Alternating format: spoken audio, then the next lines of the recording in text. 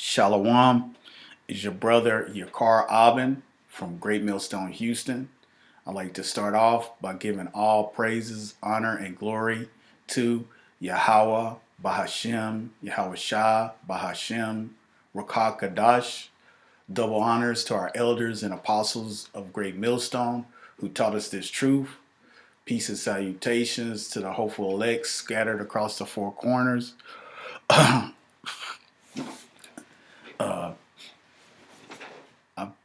I'd like to start off this lesson. The other nations have done the children of Israel really bad. So they're going to get their just recompense. They're going to, because it's a righteous thing for the Lord to recompense those that trouble us. So the things that they have done to the children of Israel, they're going to get, done to them. These other nations have really done a number on us, but they're going to have to pay for it. I'm going to start out here in Jeremiah chapter 30 and verse 1. The word came to Jeremiah from the Lord, Yahweh Hashem Yahweh Shah, saying, the Lord, meaning Yahweh, he is Bahashem, in the name Yahweh Shah, he is the deliverer. So when you hear us saying by Yahweh Bahashem Yahweh Shah, that means in the name of the Lord, whose name is Yahweh, in the name of his son, whose name is the deliverer, Yahweh Shah, in the Paleo Hebrew. So, thus spake the Lord, Yahweh Bahashem Yahweh Shah, power of Israel, saying, write all these words that I have spoken unto thee in a book.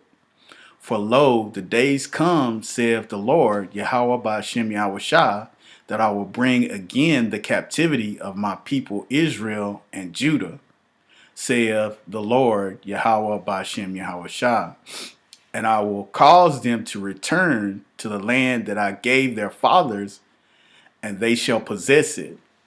So right here it is saying he will bring back the captivity, meaning that he will take his servants, the house of Israel and the house of Judah. That'll be the house of Israel is the northern tribe, the house of Judah is the southern tribe. Take them out of captivity and return them to their land. And these are the words that Yahweh Bahashem Yahweh Shah spake concerning Israel and concerning Judah, the northern and the southern tribes. Thus saith the Lord, Yahweh Bahashem Yahweh Shah, we have heard a voice of trembling, of fear, and not of peace.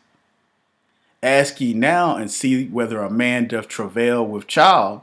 Wherefore do I see every man with his hands on his loins as a woman in travail, and all the faces turn into paleness. So this right here, a man can't have a child, but this is a simile. The Lord is saying, if a man could have a child, he's going to be bound up, grabbing his loins, because he's going to be scared and in pain, like a woman about to give forth, about to have a child. Alas, that day is great, so that none is like it. It is even a time of Jacob's trouble, but he shall be saved out of it. So, the time is going to come up of Jacob's trouble, where there's no other time in history is going to be like it. But the elect of Israel shall be saved out of it. And it shall come to pass in that day that the Lord, Yahweh Bahashem Yahweh Shah of hosts, the Lord of armies, that I will break his yoke from off thy neck, and will burst thy bonds, and the strangers shall no longer serve themselves of him. So the strangers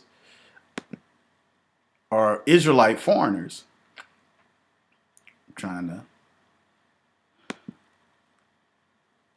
Zawar, estrange, to be a stranger.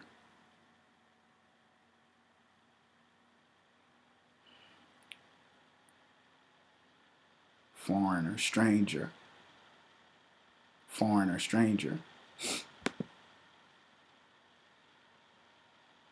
Oh, Salakia, that is, it shall come to pass in that day that Yahweh Shem Yahushua will break his yoke from off thy neck and will burst thy bonds, and strangers shall no longer, and the foreigners shall no longer serve themselves of Jacob.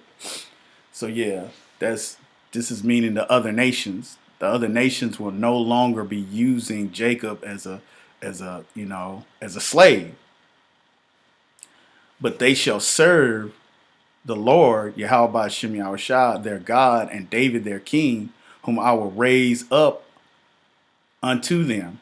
Therefore fear thou not, O my servant Jacob, saith the Lord, Yahweh Shem Yahushua, neither be dismayed, O Israel, for lo, I will save thee from afar, and thy seed from the land of their captivity. And Jacob shall return, and shall be in rest, and be quiet, and none shall make him afraid. For I am with thee, saith the Lord, Yahweh Shem Yahushua, to save thee, though I make a full end of all the nations, whether I have scattered thee, yet will I not make a full end of thee. But I will correct thee in measure, and will not leave thee altogether unpunished. So, the sins that the Israelites have committed, they have been corrected by measure, and we have been punished. I mean, look at the history. Look at the history of the Negroes, Latinos, and Native Americans. But get back to the scripture. For thus saith the Lord, Yahweh Shem Yahushua, thy bruise is incurable, and thy wound is grievous. So the Lord said that, he did these things to us. He did these things. And his son, Yahweh Shah, is the only one that can deliver us out of these curses. He said, there is none to please thy cause, that thou mayest be bound up. Thou hast no healing medicines. All thy lovers have forgotten thee. They seek thee not. For I have wounded thee with the wound of an enemy, with the chastisement of a cruel one, for the multitude of thine iniquity, because thy sins were increased. So the Lord said that he was against us, and he punished us for disobeying his laws. He entered into a contract with us. You have to go to read about the blood contract that was made in Exodus chapter 24, but we broke the agreement, so the Lord kept his end of the bargain. It speaks about that in Daniel chapter 9. Also in the book of Tobit and in Esdras. But anyway, why criest thou for thine affliction? Thy sorrow is incurable for the multitude of thine iniquity, because thy sins were increased. I have done these things unto thee.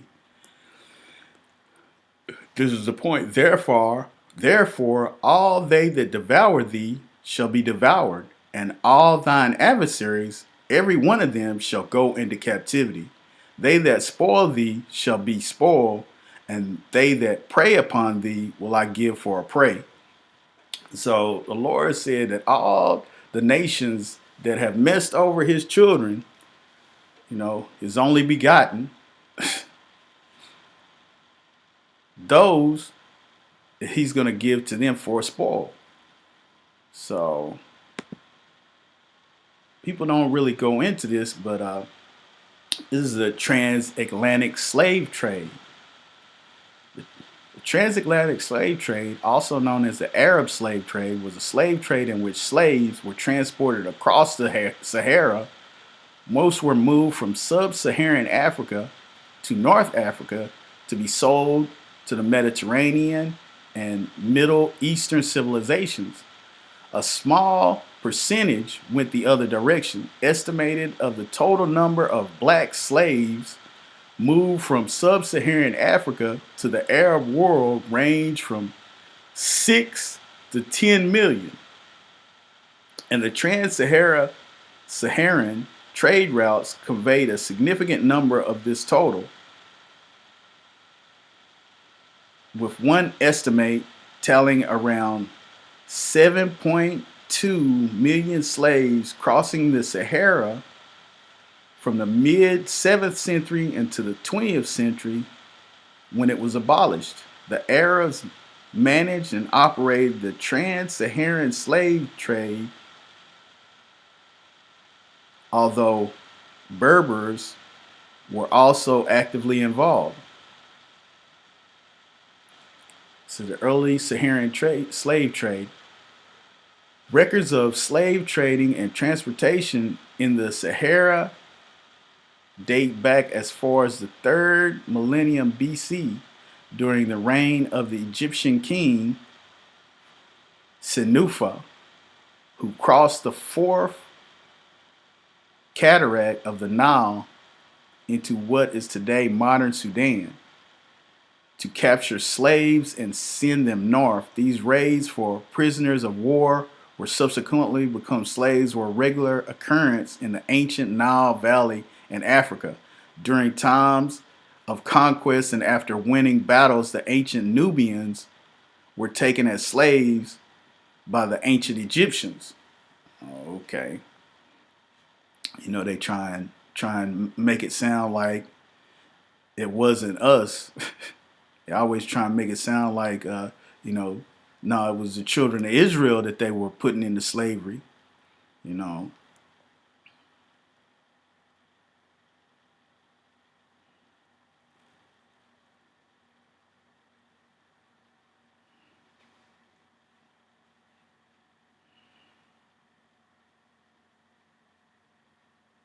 Okay. It says Paul Lovejoy estimates that around 6 million black slaves were transported across the Sahara between the years 650 AD and 1500 AD. The trans-Saharan slave trade, established in antiquity, continued during the Middle Ages. Following the 18th century conquest north of Africa, Arabs, Berbers, and other ethnic groups ventured into sub-Saharan Africa, first along the Nile Valley towards Nubia and also across the Sahara towards the West Africa. They were interested in the trans-Saharan trade, especially in slaves, as there was a constant demand for slaves in the Eastern Arab nations and Constantinople. The Muslim slave traders distinguished themselves from the peoples on the other side of the Sahara, referring to these Afro African populations as Zanji or Sudan, meaning black. Arabs would routinely acquire slaves through violent raiding, followed by capturing them and sending them on dangerous forced marches across the Sahara to the slave market, where they would be treated as chattel, as personal property that can be bought and sold. In North Africa, the main slave markets were in Morocco, Algiers, Tripoli, and Cairo. I mean, it goes, you know, this is just on Wikipedia. You can go into this and look at this, but you know, these Arabs, just like the Edomites, they're gonna have to pay for this. They're gonna have to pay for putting the Most High's children into slavery. You know, you get Revelation 13:10. It says, if any man have an ear, let him hear. He that leadeth into captivity shall go into captivity. He that killeth with the sword must be killed with the sword. Here's the patience and the faith of the saints. The saints being the Israelites. You know, so, you know, we're patiently waiting on Yahweh by Shem Shai to come back and put these heathens in subjection, because they have, you know, they've done a number on us. We built up their kingdom, but through, you know, through reading these words, we have hope. You know, therefore all that devour thee shall be devoured, and all thine adversaries, every one of them, shall go into captivity. They that spoil thee, these shall be a spoil, and all that prey upon thee will I give for a prey. So these Arab nations, you know, and Esau Edom, I mean, that's the only one that doesn't get any show of mercy. You know, after 1,000 years, Esau Edom's gonna, you know, he's gonna meet his fate. He's gonna be driven out of the planet. But these other heathen nations, they're gonna have to pay for what they have done as well. You know. That being said, I'd like to give all praises, honor, and glory to Yahweh, Ba'ashem, Yahweh Shah, Ba'ashem Rakakadash. Double honors to our elders and apostles, the great millstone. Peace and salutations to the hopeful elect. I mean, death to the wicked. Hopefully this lesson was edifying to the body. And, you know, these other heathen nations, they're going to have to pay. They're going to have to pay. So whoever's trying to save the heathen, you know, Lord willing, I mean, I know all Israel shall be saved, so you'll be in your right mind. But after you get those missiles, after you get that, you know, the Lord brings his judgment on you for not listening, for being disobedient. Shalom.